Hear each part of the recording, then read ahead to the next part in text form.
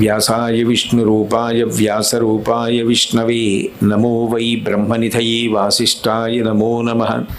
హరి ఓం. పరమేశ్వర స్వరూపైన సభకి నమస్కారం. నాతో విశిష్టం పశ్యామి బాంధవం విమృశంత్యహం. అటువంటి వాడు లోకంలో ఎక్కడున్నాడు బంధువు? ఇవన్నీ చాగంటి కోటేశ్వరరావు స్వయంగా చెప్తున్నావు కావు. రామాయణంలో మీకు శ్లోకం నేను ప్రమాణంగా చేసి చెప్తున్నాను. కాబట్టి బాంధవం విమృశంత్యహం సర్వత్ర యోగ్యం వైదేహి తపకృతమిహావ్యయం. చేసిన తపస్సు మనిషిలోని తేజస్సుగా ఎట్లా ఉండిపోతుందో అట్లా మంచి భర్త లభించినటువంటి స్త్రీ అంత గొప్ప స్థితిని పొందుతుంది. అంతేకాదు, తను భర్తాన్ని గౌరవించిన కారణం చేత కూడా ఆయన యోగ్యుడు కాకపోయినా పొందేస్తోంది సీతమ్మ. అది ఎంత గొప్ప విషయం అమ్మా అని సీతమ్మ ఏమంటుందో పరీక్షించింది.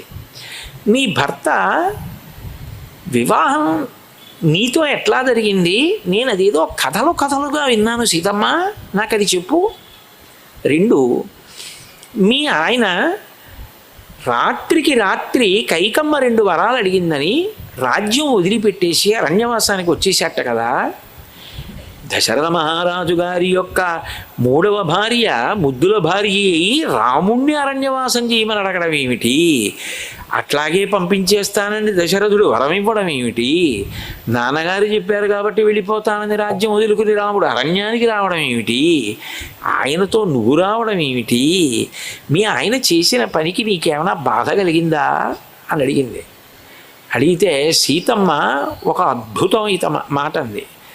కిం పునః గుణశిలాఖ్య సానుక్రోశో జితేంద్రియ నిత్యానురాగీ ధర్మాత్మ మాతృవత్ పితృవత్ ప్రియ అంది. అమ్మా, లోకంలో స్త్రీ గొప్పతనం ఎక్కడుందో తెలుసా? అనుకూలుడు కాకపోయినా బాధ పెట్టేవాడైనా ఆయన 100 ఏళ్ళు బతకాలని కోరుతుందమ్మా. పొద్దున్న లేచి మంగళసూత్రాలు కళ్ళకద్దుకొని ఆయన బాగుండాలని కోరుకుంటుంది. అది ఈ జాతి స్త్రీల గొప్పతనం అమ్మా. వాడు మారాలి తెలుసుకుని, సరి అయిన వాడు కాకపోయినా ఆయన బాగుండాలని కోరుతోంది, ఆయన చేతిలో వెళ్ళిపోవాలని కోరుతోంది తప్ప ఇంకొక మాట అనే స్త్రీ లేదే. అది వాళ్ళ ఔన్నత్యం. అమ్మా, అటువంటి స్త్రీలతో పోలిస్తే నేనేం గొప్పదాన్నమ్మా? నా భర్త నన్ను బాధ పెట్టినవాడు కాదు, నా భర్త మహాపురుషుడు ఆయన. ఎందుకని? కిం పునర్హ్య గుణశిలాఖ్య. ఎన్ని గుణాలని నేను ఆయన్ని కీర్తించనమ్మా. సానుక్రోశో జితేంద్రియ మహాదయామూర్తి, సకల భూతముల పట్ల దయ, అంతటి ప్రేమ కలిగిన వాడు, ఎప్పుడూ ఎవరికో ఏదో ఉపకారం చెయ్యాలని తాపత్రయపడేవాడు, ఎవరి మీద శత్రుభావం పెట్టుకోకుండా ఎప్పుడూ ప్రేమతో అందరినీ చూసి అందరికీ ఏదో చెయ్యాలని తాపత్రయపడే పురుషుడు భర్తగా ఎట్లా లభిస్తాడమ్మా స్త్రీకి? సానుక్రోశు జితేంద్రియ, ఇంద్రియములను నిగ్రహించిన వాడమ్మా నా భర్త. లోకంలో రాజ్యములు గెలిచిన వాళ్ళు కనపడతారు, ఇంద్రియములను గెలిచిన వాళ్ళు ఉన్నారా? లోకములన్నీయున్ గెలిచినాడవు ఇంద్రియానీకము చిత్తమున్ గెలువనేరవు, నిన్ను నిబద్ధు చేసు భీషణ శత్రుల ఆర్వుర ప్రభిన్నుల చేసిన ప్రాణికోటిలో నీకు విరోధి లేడొకడు. సామున చూడుము ధనవీశ్వర అంటాడే హిరణ్యకశిపుడితో ప్రహ్లాదుడు. లోకంలో అందరూ కామక్రోధ లోభ మోత్సర్యముల చేత కొట్టబడ్డవాళ్లే, అందరూ ఇంద్రియములకు వశపడిపోయిన వాళ్ళే. కానీ నా భర్తో జితేంద్రియ స్థిరానురాగో. ఇవాళ ప్రేమగా ఉండడం, 10 రోజులు పోయేటప్పటికి ప్రేమ పోవడం, ఇటువంటివి నా భర్తకి లేవమ్మా. నా భర్త ఆలోచిస్తే తన గురించి కాదు ఆలోచించేది, ముందు నా గురించి ఆలోచిస్తాడు. అది అనురాగం అంటే. అనురాగము అంటే లోపలే ఉండి వినిపిస్తూ ఉంటుంది. అంటే ఆయన ఏది చేస్తున్నా తనకి కష్టం, తనకి అందులో ఇబ్బందులు ఉండవా అంటే అలా ఆలోచించడు. ఆమె గురించి, ఆమెకు కష్టం, ఆమెకి ఇబ్బంది అలా ఆలోచిస్తూ ఉంటాడు. ఇది ఇవాళ కాదమ్మా, పెళ్ళైనప్పటి నుంచి స్థిరానురాగో ధర్మాత్మ. ఎప్పుడు ధర్మం ధర్మం ధర్మం ధర్మం. ఎక్కడ దొరుకుతాడమ్మా? అటువంటి గుణములు కలిగిన వాడమ్మా నా భర్త. స్థిరానురాగో ధర్మాత్మ మాతృవత్ పితృవత్ ప్రియ. అమ్మని ప్రేమించమని లోకంలో ఎవరైనా చెప్తారమ్మా? అమ్మని మీ అమ్మగారిని ప్రేమించండి ప్రేమించండి అని ఎవరైనా చెప్తే ప్రేమ పుడుతుందా? అమ్మని ప్రేమించడానికి కారణాలు ఉండవు. పక్కింటి ఆవిడ ఎంత కోట్లకు పడగలెత్తిన ఆవిడైనా, తనని కన్న తల్లి ఎంత నిర్ధనురాలైనా అమ్మ అమ్మే, తన అమ్మే గొప్ప. పసిబిడ్డ చూడండి, తల్లి ఎదుటి మేడ మీద నించునుంది, ఏదో వరలక్ష్మి వ్రతానికి వాయినం అందుకోవడానికి వెళ్ళింది. ఇక్కడ ఆడబడుచు మేనత్త పిల్లకి అన్నం పెడుతోంది. ఇది ఎదుటి మేడ మీద తల్లిని చూసింది, అమ్మ కావాలని గొక్క పట్టి ఏడుస్తూ ఉంటుంది. ఈ ఆడబడుచు కోట్లకు పడగలెత్తింది, ఒంటి నిండా బంగారం ఎత్తుకుని అన్నం పెడుతోంది. అత్తకి ఇంత ఐశ్వర్యం ఉంది, మా అమ్మకి గట్టిగా 6 కాసులు బంగారం లేదు, ఈవిడ ఎత్తుకుందని పిల్ల మురిసిపోతుందా? అమ్మ అమ్మే, అమ్మ కన్నా గొప్పది లోకంలో ఇంకోటి లేదు. అమ్మని ఇందుకు ప్రేమించడానికి కారణాలు ఉండవు, అమ్మ కాబట్టి ప్రేమించేస్తారంతే. తండ్రిని ఇందుకు ప్రేమించమని ఎవరైనా చెప్తారా? నాన్నగారు కాబట్టి ప్రేమ అంతే. భర్తని ప్రేమించడానికి కారణాలు ఎందుకు ఉంటాయమ్మా? భర్త కాబట్టి ప్రేమ అంతే. తండ్రి ఎంతో తల్లి ఎంతో నాకు భర్త అంతేనమ్మా. స్థిరానురాగో ధర్మాత్మ మాతృవత్ పితృవత్ ప్రియ. తెల్లబోయింది అనసూయమ్మ అంతటిది. అబ్బా ఏం మాట్లాడావు సీతమ్మ, నాకు ఎంత సంతోషంగా ఉందో నీ మాటలకి, ఎక్కడ నేర్చుకున్నావు అని అడిగింది. అంటే అప్పుడు చెప్పింది, పాణిప్రదాన కాళేచ యత్పురాత్వగ్ని సన్నిధౌ అనుశిష్టాజనన్యాస్మి వాక్యం తదపి మే ధృతం. మా అమ్మ ఎప్పటి వరకు నాకు చెప్పిందో తెలుసా అమ్మ? ఇది పాణిప్రదాన కాళేచ, ఆఖరికి రాముడి చేతిలో నా చెయ్యి పెట్టేస్తూ, అంటే ఆ రోజుల్లో పాణిగ్రహణమే సుముహూర్తం, పెట్టేస్తున్నప్పుడు యత్పురాత్ అగ్ని సన్నిధౌ, అగ్ని సన్నిధిలో కూడా అంత పవిత్రమైన చోట కూడా 10 మంది సంతోషించడానికి ముందు ఇల్లాలుగా నా ధర్మాన్ని నాకు నేర్పిందమ్మా మా అమ్మ. అవి నాకు ఇక్కడ ఇప్పుడు ఉన్నాయమ్మా, నాకు గుర్తున్నాయి. ఇప్పుడు జనకుడు పెంచడంలో గొప్పతనం అది. సీతమ్మ లోకానికి నడిచి చూపించింది. అటు రాముడు అలా ధర్మాన్ని చూపిస్తే సీతమ్మ ఇలా ధర్మాన్ని చూపించాను. అందుకని సీతాయాశ్చరితం మహత్, అందుకనిది సీతమ్మ కథ. ఇంత గొప్పగా నడిచి చూపించిందే, కష్టాన్ని ఓర్చుకొని భర్త వెంట వెళ్ళిందే, అది ఆవిడ గొప్పతనం తప్ప ఎక్కడ ఇది ఏదో నోటి మాట అండి. నిజంగా అలా ఉంది ఆవిడ అంటే. తిరిగి వచ్చేసిన తర్వాత రామలక్ష్మణుల్ని సీతమ్మని అడవిలో దిగిపెట్టి సుమంత్రుడి ఇంటికి వెళ్ళిపోయాడు. కౌసల్య ఏడుస్తూ ముందు ఎవరి గురించి అడిగిందంటే కోడల గురించి అడిగింది. నా కోడలు సీతమ్మ ఎట్లా ఉంది? ఎండకన్నెరుగునది అయో నిజ, జనక మహారాజు గారి కుమార్తె, దశరథుడి పెద్ద కోడలు, ఇవాళ అంత కష్టపడుతోంది, ఎలా ఉంది అని అడిగింది. అడిగితే సుమంత్రుడు అన్నాడు, బాలేన రమతే సీత బాలచంద్ర నిభానన రామ రామే యదీనాత్మ విజనేపి వనేసతి అన్నాడు. అమ్మ ఎక్కడైనా సరే తల్లి తండ్రి అక్కడ కూర్చుంటే ఓ చంటి బిడ్డ ఎంత సంతోషంగా ఆడేసుకుంటూ ఉంటుందో, ఆడుకుంటూ ఆడుకుంటూ అమ్మా నాన్న కనపడకపోతే బావురుమంటుంది. అమ్మా నాన్న ఉంటే ఆడేసుకుంటుంది. అమ్మా నాన్న అక్కడ కనపడితే ఆడుకుంటున్న బాల ఎలా ఆడుకుంటుందో రాముడు కనపడుతున్నాడని అలా ఆడుకుంటోంది తప్ప నీ కోడలికి బెంగే లేదమ్మా, రాముడు ఉన్నదే అయోధ్య నీ కోడలికి అన్నాడు. పొంగిపోయారు దశరథుడు కౌసల్య. కౌసల్య చెప్పింది, అదే సీతమ్మే చెప్పింది ఆ విషయం. అరణ్యవాసానికి వెళ్ళేటప్పుడు కౌసల్య కొన్ని నీతులు చెప్పింది. అమ్మా ఇట్లా ఉండు సుమా, నా కొడుకు ధర్మాన్ని పాటించి వెడుతున్నాడు, చిన్నబుచ్చుకు సుమా అమ్మ, బాధపడతాడు, నీ వలన శాంతిని పొందాలతను, కష్టంలో ఉన్నప్పుడు నువ్వే ఊరట కావాలి అని అన్నీ విని సీతమ్మ ఒక మాట చెప్పింది. మాట్లాడిన మాట కాదు సంస్కారాన్ని చెప్తుంది. ఏమర్థమైంది అన్నది యువతల వాళ్ళు ఎంత చెప్పారన్నది కాదు, అవతల వాళ్ళు చెప్పిన జవాబును బట్టి యువతల వారు చెప్పింది ఎంత అర్థమైందో తెలుస్తుంది. సీతమ్మ చెప్పింది ఏమిటంటే, నా తంత్రీ వాద్యతే వీణ, నా చక్రో వర్తతే రథ, నాపతి సుఖమేదేత యస్యాదపి శతాత్మజ. అత్తయ్య గారు మీరు ఇన్ని చెప్తున్నారు, నాకేమర్థమైందో తెలుసా అత్తయ్య గారు? నాకు చిన్నప్పటి నుంచి మా అమ్మ చెప్పింది, ఎందరినో చూశా, నేను ఎన్నో చదివా, నాకు ఉత్తమ ధర్మంగా అర్థమైంది ఏమిటో తెలుసా?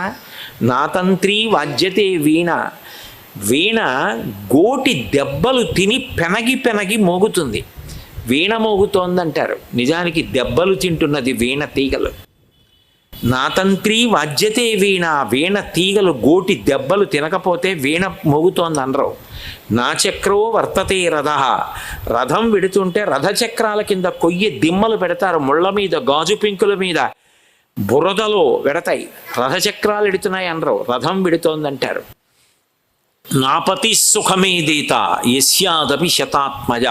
నిద్ర లేచి పట్టుపాన్పు మించి కాలు కింద పెట్టేటప్పటికి మా అమ్మ కాళ్ళు నేల మీద తగిలితే సొక్కిపోతాయని చెప్పి అరిచేతులు నేల మీద వేసి అరిచేతులలో తల్లి పాదములు వేయించుకుని నడిపించగలిగిన 100 కొడుకుల వలన కలిగినటువంటి సంతోషం కన్నా భర్త వలన పొందే సౌఖ్యమే గొప్పది.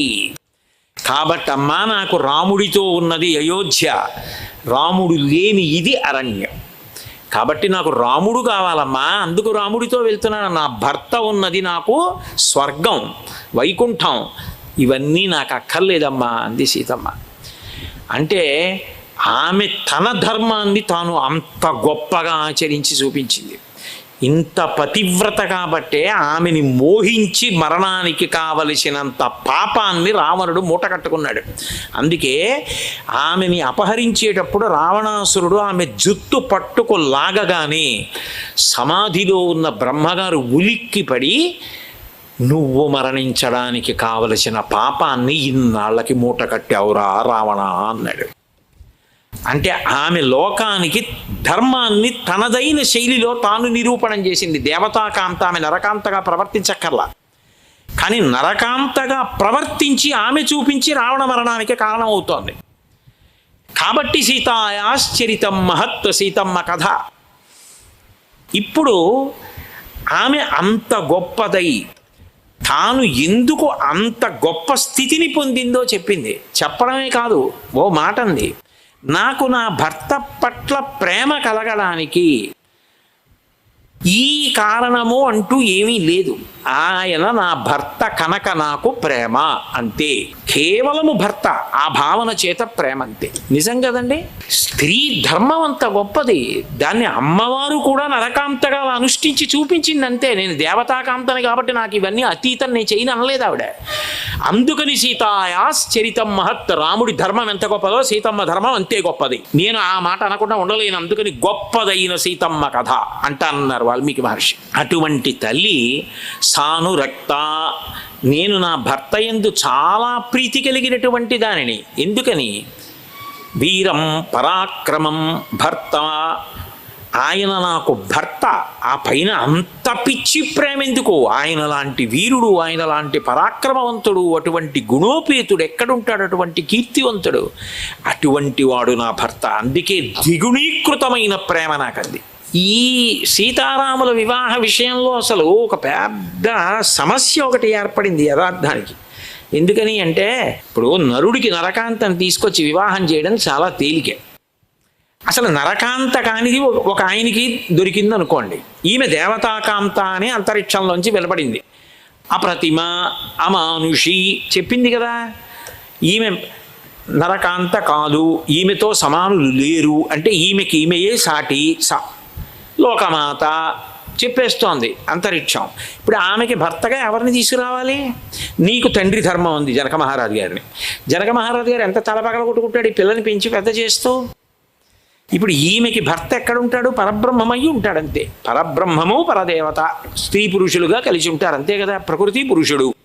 పరబ్రహ్మం అంటే ఎవరు? అమ్మవారు మాయాశక్తి స్వరూపిణి అయితే ఆమెని వహించి భరించి సహించి నిలబెట్టగలిగిన వాడెవరో ఆయన పరబ్రహ్మం. ఆయన పరబ్రహ్మము అని చెప్పి నేను ఎట్లా నిరూపణం చేయను? ఎక్కడని పట్టుకోను, ఎలా పట్టుకోను?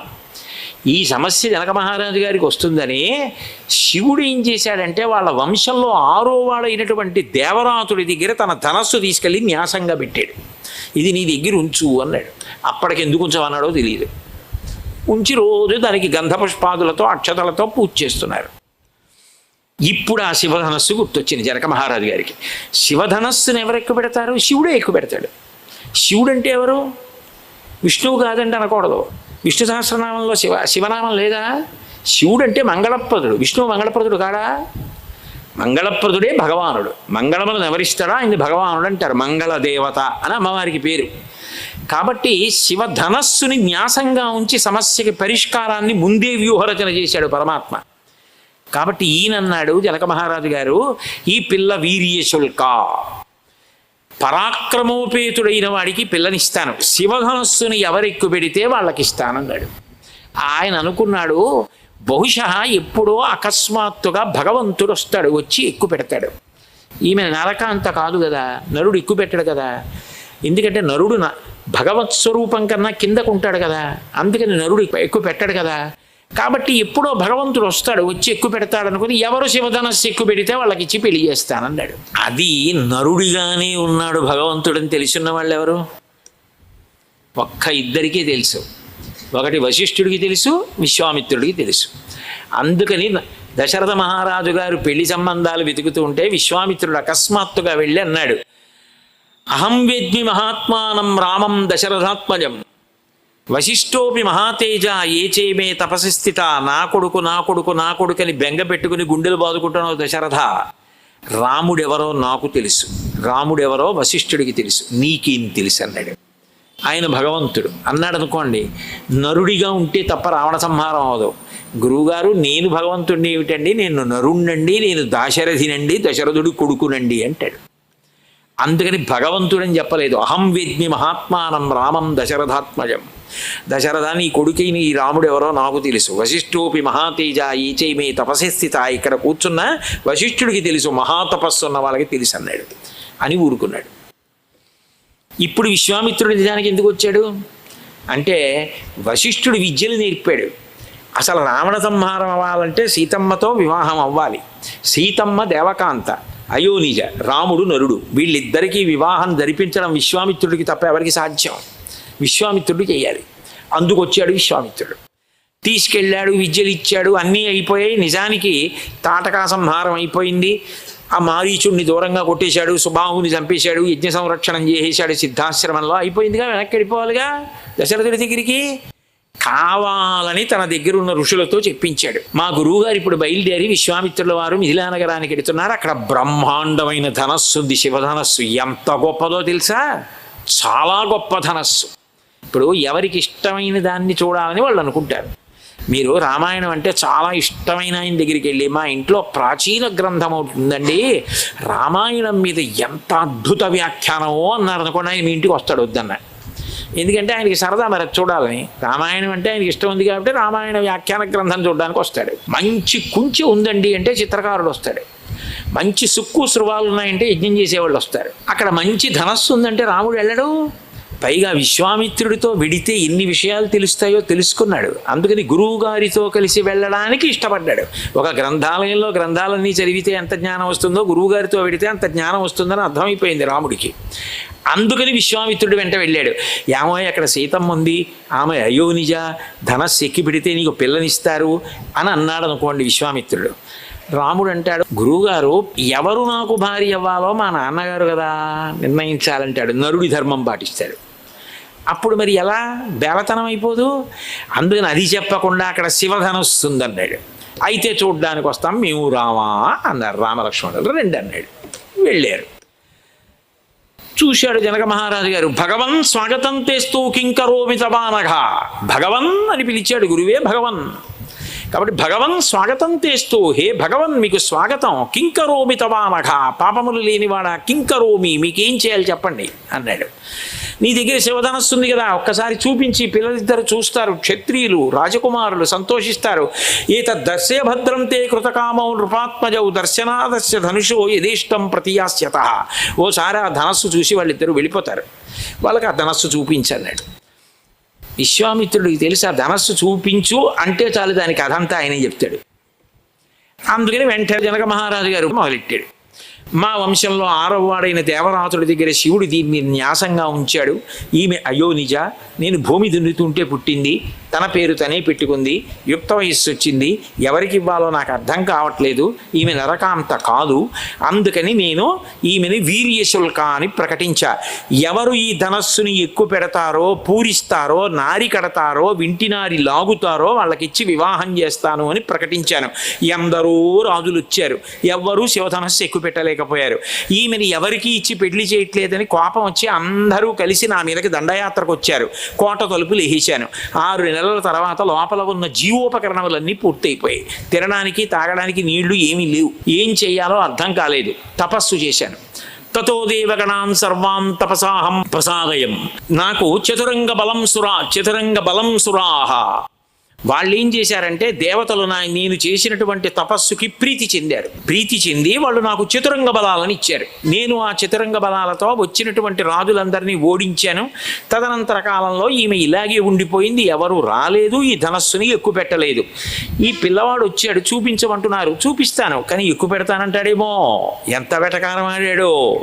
నిజంగా ఎక్కువ పెడితే పిల్లని ఇచ్చేస్తానండో. యజ్ఞస్య ధనుషో రామ కుర్యాద్ ఆరోపణం మునేహే సుతాం అయోనిజాం సీతాం దద్యాం దశరథేరహం. ఈ పిల్లవాడు నిజంగా ఎక్కువ పెడితే నా కూతురు అయోనిజ భూమిలోంచి వచ్చింది, అయినా కూడా నేను ఇచ్చిన వాడిని భర్తగా అంగీకరించి వెళ్ళిపోతుంది. ధనస్సు ఎక్కువ పెట్టాలి. సుతాం అయోనిజాం సీతాం దద్యాం దశరథేరహం. ఈ దాశరథికి ఇచ్చి పెళ్లి చేస్తా అని అన్నాడు. క్వగతిర్మానుషానాంచ ధనుషాస్య ప్రపూరణే ఆరోపణే సమాయోగే తోలనే పూరణే పివా. ఒక నరుడు, ఒక మనుష్యుడు, జనకుడంతటి వాడు ఎంత చులకన చేసి మాట్లాడాడో చూడండి. క్వగతిర్మానుషానాంచ ధనుషాస్య ప్రపూరణే. ఒక నరుడు ధనస్సుని ఎక్కువ పెడతాడా? వింటినారి విప్పుతాడా? కడతాడా? లాగుతాడా? అవుతుందా? సరే, మీరేదో చూపించమన్నారు కదా, చూపిస్తాను అని పెద్ద మంజూష పెట్టిలో పెట్టుంది. ఆ ధనస్సు 5,000 మంది యోధులు చక్రాలు ఉన్న మంజూషని తోశారు. ఎంతవరకు ఉన్నా చక్రాలు ఉంటే వెళ్ళిపోతుంది తొందరగా. పెట్టికి చక్రాలు ఉంటే లాక్కుపోవట్లా. అలాంటిది 5,000 మంది తోసుకొచ్చారంటే ఆ ధనస్సు ఎంత పెద్ద గొప్పతో చూడండి. వెంటనే ఆ నరుడు ఎక్కడ ఎక్కువ పెడతాడు అంటున్నాడు కదా. మరి జనక మహారాజు గారు విశ్వామిత్రుడికి తెలిసి వచ్చినవాడు పరబ్రహ్మన్, రాముడు ఎక్కువ పెడతాడు, సీతారాములకి వివాహం అవుతుందని తెలిసి ఉన్నవాడు విశ్వామిత్రుడు అక్కడే అక్కడ. కానీ ఆయన ఆ మాట జారడు. ఎందుకంటే ఆ మాట జారాడు అనుకోండి మా నాన్నగారికి తెలియాలి కదా అని రాముడు అంటాడు. అందుకని ఆ మాట పైకండం అనకుండా విశ్వామిత్రస్తు ధర్మాత్మా శ్రుత్వా జనక భాషితం వత్సరామ ధనుపస్య ఇది రాఘవమబ్రవీత్. ఓయ్ వత్స రామ, ఎంత ప్రేమో సీతారామ కళ్యాణం దగ్గర పడిపోయిందని. వత్సరామ ధనుపస్య, చూడబోయ్ ధనస్సు ఒక్కసారి అన్నాడు. చూసి బాంధు గురువుగారు అయితే వెళ్ళొస్తానంటే ఇంకేం రాజకుమారుడు చూడమన్నాడు గురువుగారు. అంతే, వెళ్ళాడు, చూశాడు. గురువుగారి దగ్గరికి వెళ్ళాడు. ఇదం ధనుర్వరం బ్రహ్మన్ సంస్పృశామిహ పాణినా యత్తమాంశ భవిష్యామి తోలనే పూరణేపివా. గురువుగారు, ఏమి ధనస్సు అండి, ఎంత గొప్ప ధనస్సు గురువుగారు, మీరు చూడమని నన్ను ఆజ్ఞాపించారు, చూశాను. గురువుగారు మీరు అనుమతిస్తే ముట్టుకోవాలనుంది, ఎత్తాలనుంది, ఎక్కువ పెట్టాలనుంది, మీరు అంగీకరిస్తే, మీరు ఆశీర్వదిస్తే అన్నాడు.